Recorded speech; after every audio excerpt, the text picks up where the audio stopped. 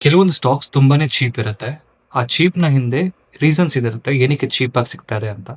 So ಯಾವುದೇ ಒಂದು stock investment ಮಾಡೋಕ್ಕಿಂತ ಮುಂಚೆ ಈ 3 ರೆಡ್ ಫ್ಲಾಗ್ಸ್ ನೀವು ಚೆಕ್ ಮಾಡಲೇಬೇಕು. So red flag 1 high debt. Company ತುಂಬಾ ಸಾಲದಲ್ಲಿದ್ರೆ ಕಂಪನಿಯಿಂದ ಬರುವಂತ ಪ್ರಾಫಿಟ್ಸ್ ಇಂಟ್ರೆಸ್ಟ್ ಪೇಮೆಂಟ್‌ಗೆ ಹೋಗುತ್ತೆ. Debt to equity ratio 1 to 1.5 ಒಳಗಡೆ ಇದ್ರೆ ಇಟ್ಸ್ ಎ ಗುಡ್ ಸೈನ್ ಅಂತ. ಒಂದು ಕಂಪನಿಯ ಪ್ರಮೋಟರ್ಸ್ ಅವರ ಒಂದು ಸ್ಟೇಕ್ಸ್‌ನ ಸೆಲ್ ಮಾಡ್ತಾ ಹೋದ್ರೆ ಅದು ಲ್ಯಾಕ್ ಆಫ್ ಕಾನ್ಫಿಡೆನ್ಸ್ ತೋರಿಸುತ್ತೆ. ನೀವು ಈ ಒಂದು ಡೇಟಾನ NSE ವೆಬ್ಸೈಟ್ ಅಲ್ಲಿ ಚೆಕ್ ಮಾಡಬಹುದು.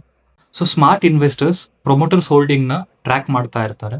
Red flag 3 profit not matching revenue. In case of business ನ ಒಂದು ಪ್ರಾಫಿಟ್ಸ್ ತಮ್ಮ ಒಂದು ರೆವಿನ್ಯೂನ ಮ್ಯಾಚ್ ಆಗ್ತಾ ಇಲ್ಲ ಅಂದ್ರೆ ಅದಕ್ಕೆ 3 ರೀಸನ್ಸ್ ಇರುತ್ತೆ. ಒಂದು ರೈಸಿಂಗ್ ಎಕ್ಸ್ಪೆನ್ಸಸ್ ಏನೋ ಜಾಸ್ತಿ ಆದ್ರೆ. Second accounting problems. Third poor management. ಒಂದು ಕಂಪನಿ ವಿತೌಟ್ ಪ್ರಾಫಿಟ್ ಗ್ರೋ ಆಗ್ತಾ ಇದೆ ಬಟ್ ಪ್ರಾಫಿಟ್ಸ್ ಇಲ್ಲ ಅಂದ್ರೆ ಅದು ಒಂದು ವಾರ್ನಿಂಗ್ ಸೈನ್ ಅಂತ. ಆ ಸ್ಟಾಕ್ಸ್ ನಾವು ದೂರ ಇರೋದೇ ಒಳ್ಳೆಯದು. ಹೆಚ್ಚಿನ ಫಿನಾನ್ಸ್ ಕಾಂಟೆಂಟ್ಗೆ ನನ್ನ ಪೇಜ್ ಫಾಲೋ ಮಾಡಿ. Thank you.